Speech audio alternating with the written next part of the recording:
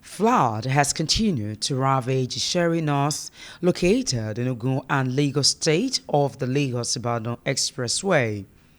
In this community, beautiful houses are built in different estates, and the unfortunate aspect is that the residents here live in fear due to the flood that wreaks havoc with no end in sight. This is Caterpillar area in ISHERI, North GRA. In this area, residents of this community have lived with this situation for over 8 years, and one wonders what government is doing to address the situation. The question is, these people have continued to bear the brunt of this very challenge. So which way forward? Let's talk to one or two people in this area because it appears that the government has not been truthful about helping these people. One of the areas the prison administration has to take. Also, I know I've been recorded. Match chief. All right, MD. All right. Democracy is, So, then it will be right for the appropriate quarters, which is government themselves, to quickly contain the situation. So, I just hope I'm safe. Well, they have assured me. This water is every year that I normally worry us. This last year we see this water, and this one we even happy that we see more this thing, because last year we are staying in that front. All landlord, they leave their house, park their load like a month. Nobody come to house. It's only security that will be securing their house before they come back. Before they come, all their house they have been messed up. No one, everything has scattered. I'm a bricklayer. Okay. But my name is Samuel Adibayo. Okay. And I'm 22 years. Government to find anything to do for us, because where we are getting now is getting tired. It's getting tired. There's no work, no way to pass. Because if there is a way, we are going to see work to do. Now, if our youth go outside now and started thieving, the government will say they can't work, they can't do this thing. But you people can see now, see water, see where we are working. Can you imagine? See, there's no way, there's no anything. We can't eat, we can't work, we can't do anything. Government to find anything to do for us. The flood water rises whenever water is released from the Oyon Dam by the Ogun Oshu River Basin Authority. As a result, residents and business owners are affected, while many have abandoned their homes to seek refuge at dry lands far away from the community. Others stay indoor patiently, praying for the water to reduce for them to continue their regular activities. Let me start by saying I came into this estate in 2019. Before I came, I never knew there was an estate like this before.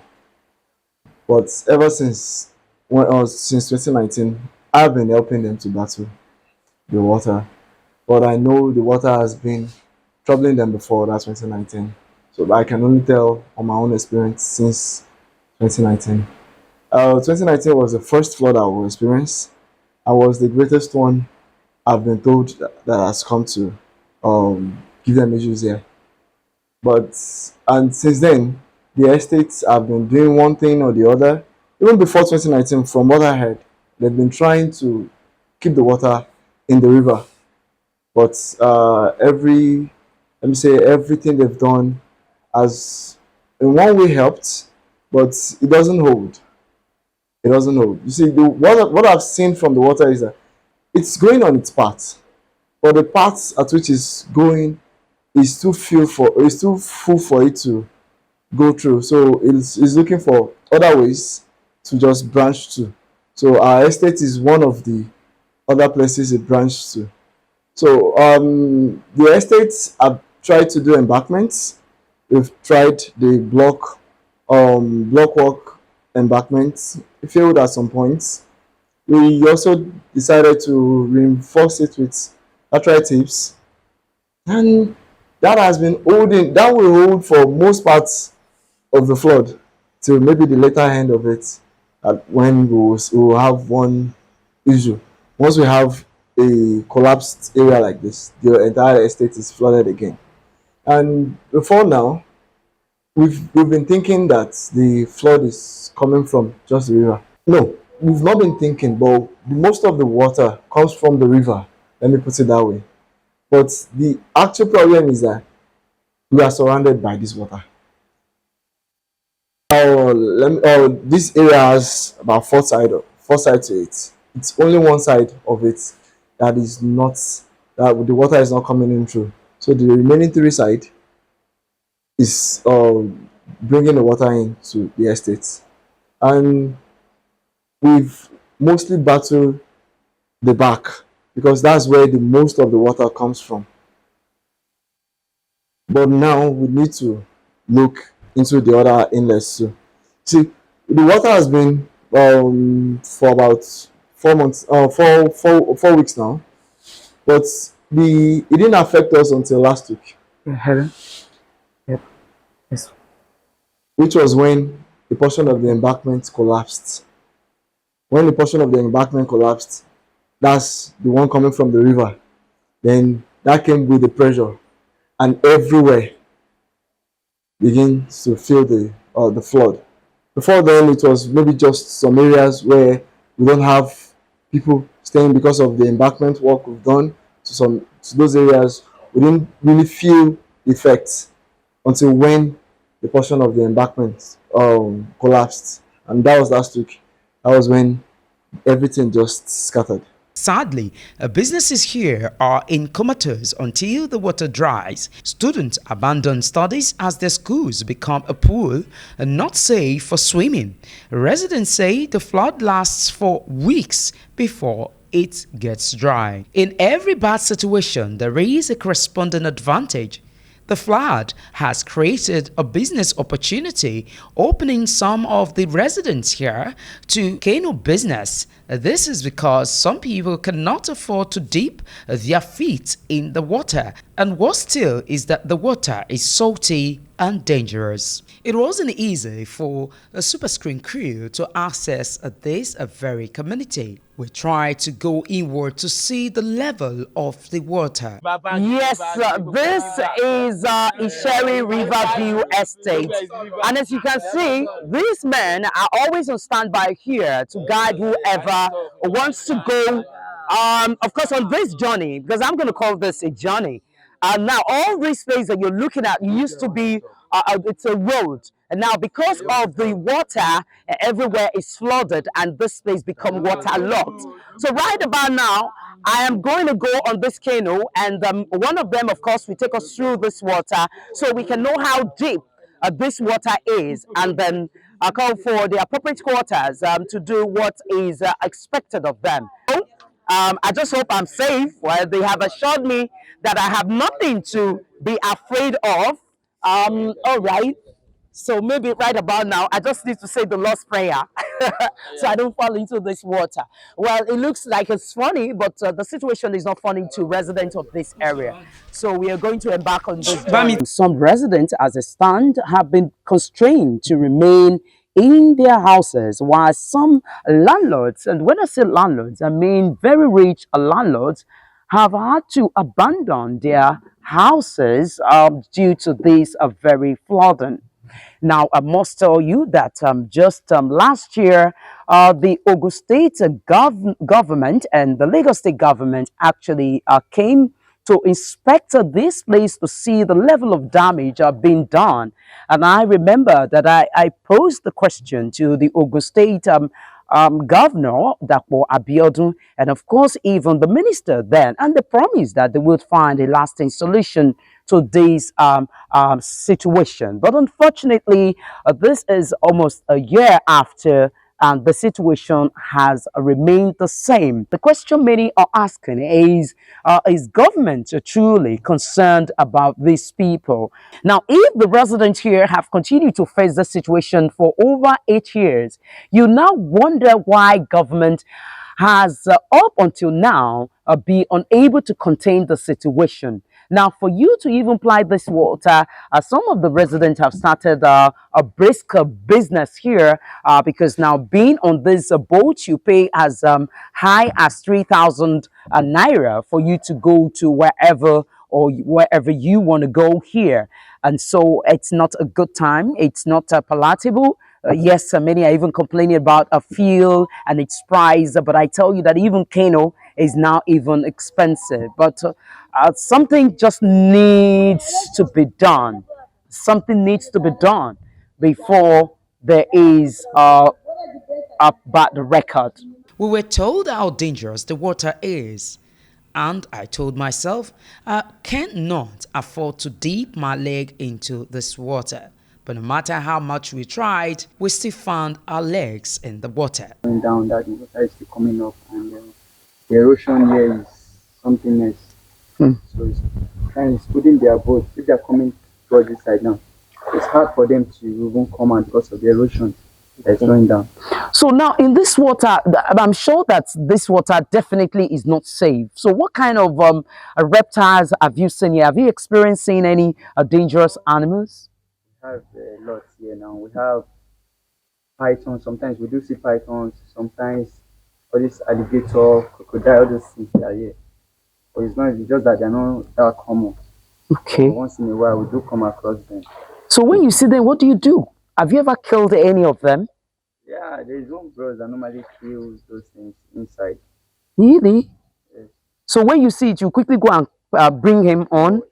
If you work exactly towards in that moment, but if you want to wait and go and call person, maybe before you come back, you must have left the place. So now, since you people are the one, doing this, helping people to cross over with the boat, when do you close? Because it will be dangerous for you to stay here till night, right?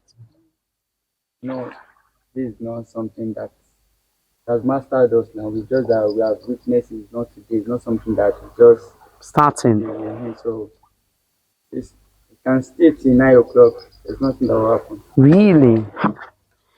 Well, I'm amazed. Well, I think no human being should be comfortable in this kind of situation. Honestly, thank God we returned safely. Well, I think that I just have to go to church and give testimony, and that is for you to know that for you to imagine what the residents here go through. Because going on the water, I had my heart in my mouth. That's the truth. But the appeal really at this moment is just for the Lagos and Ogun State government, of course, with the federal government, for them to come together and rescue these people, because I think they need to be rescued actually. Still talking about how unsafe this water is. It's dangerous really. Behind, as you can see, that is an alligator on the fence right there. And so what that means is that some of these reptiles can actually crawl into the houses of residents in this area. Well, all we can just say right now is for the government of Lagos State and Ogun State, plus the federal government, to come together and quickly contain the situation before we start hearing stories of snakes and reptiles are biting residents here. You will recall that in 2023, the Minister of State for Environment, ISHERI, and his Water Resources and Sanitation counterpart, Professor Joseph Utsef, and Ogun State Governor Dakpo Abiodun visited this community for an on-the-spot assessment of the flooded community. Then they assured that the federal government would proffer permanent solution to flooding challenges ravaging ISHERI at the OPIC Plaza.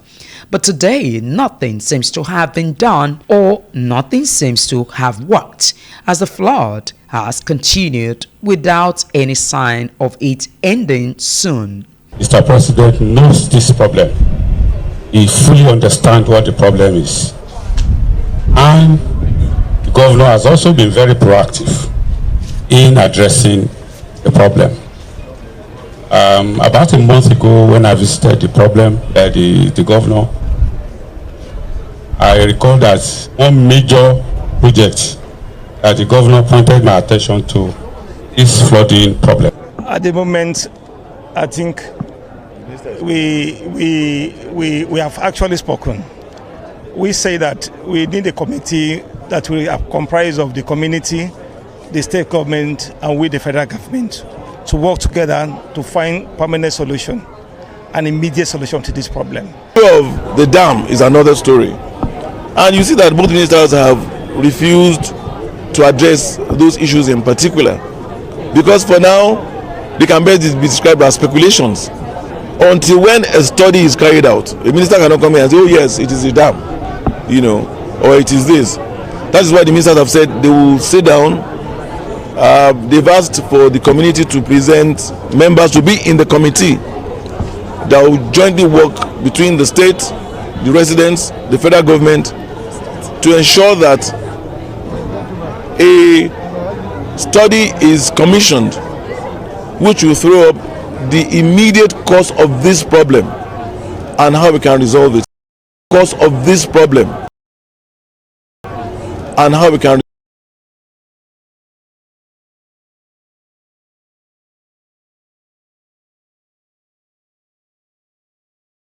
I'm Dr. Akintola Omigbodu. I'm a civil engineer by training. So you have been here how many years ago? Well, because you see, I do not like to be moving out. Some of my fellow neighbors have moved out already. I did not like the idea of living somewhere and having to move out. So although I started construction in 2007 and I had a roof here by 2009, I did not move here until just before the COVID in 2020. Okay. That's when, well, I said, well, if I have to move, I will move. But as you can see, we raised the road sufficiently that I can stay here. Mm-hmm. It's roughly where the flood was. Okay.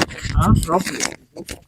Now, what you see here is about 5 inches below what we have today. Okay.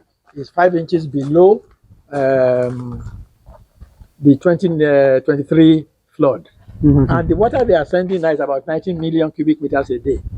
In 2023, it was about 25 million cubic meters a day. Because we are not talking about percentages of days. I mean, covering up what it is that is happening. The important thing is this. They say we are on a floodplain, because I'm going to tackle the questions. But I'll tell you, mile 12 to Ikorodu town, is it not also on the same floodplain? Yes, people go through Ajegunle, Owode, Odogun, Itowolo, yes, and they pass through. Now in 2010, for 8 weeks, it was very difficult to pass along Ikorodu because of this flood. Okay. Because they were doing a study, EIA study for BRT scheme then, of course they gave them a recommendation they should raise the level of the road. So of course, they raised the level of the road and the Ikorodu road is passable today. So in the same way, so if they had also raised, even if we adopt such remedies, I mean, I don't know, then we wouldn't find ourselves in this situation. We would not find ourselves here. But the point now is this. I said 2007, there was the flood for the first time. Exactly. Now it was at a certain level. 2010, 3 years later, there was a flood. It was half, I said I feel this place 1 meter high. Mm. It was half a meter higher. So half a meter of that, my feeling, disappeared. This line you see here now, that one, is 0.85 of a meter above 2007 level. Okay. This brown line you see at the bottom of that my gate. This very one. Yes, you can see. Yes. Okay. So I want you to understand. If you look on the wall, you will see. If you look at the wall there, you can see it. Now, so how have we arrived at this point? It may surprise you that in the 1990s there was no flood, because the reservoir at Oyo Dam was being operated in a certain way. All through the year, from December, January, February, March, April, May, June, July, they will release water. They will not release water in August, September, October, and November, in that period. That is, they emptied the dam by the end of July, and then they started filling back through August to November. And except 1 year, 1993, there was no flood. But what do we have today? Around 2011, 2012, the Ministry of Water Resources got some arrangements with some fishing companies. And so did some MOU. And now they started doing fish cage farming on the reservoir at Oyo Dam Reservoir. Now that's against the law.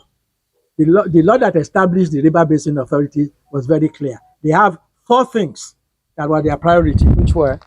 irrigation, flood control, erosion control, and watershed management. There was no mention of fishing. Aquaculture. They tried to tell us a multipurpose dam. Yes, a dam can be multipurpose, but the law says that it should be used for 4 things and no more. But they've decided to use it for fish cage farming, and they have abandoned flood control. Okay, sir. I love the fact that you're taking us down memory lane, history, how we got to where we are. I remember at a point in time, the Ogun State governor was here, and some of the ministers came here, and I posed the question to them that from some quarters it is here that they use this dam for fishing and what have you.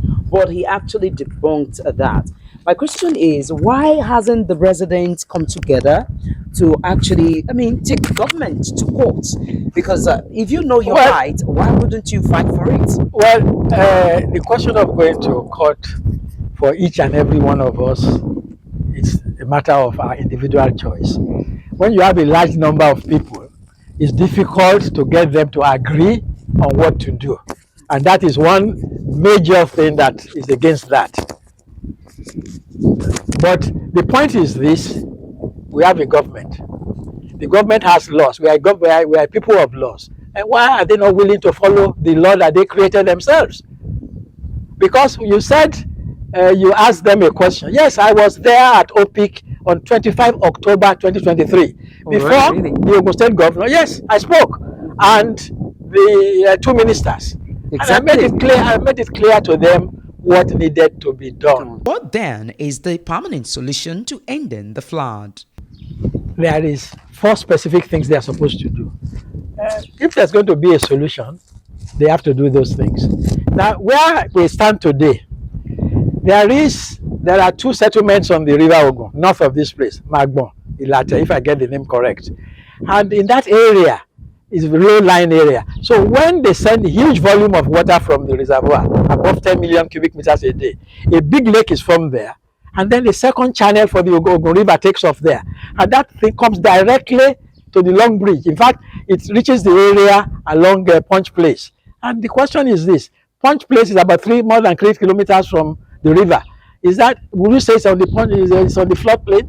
Will anybody say that that area is on the floodplain? So we have to understand that the water finds a path when they send down too much water.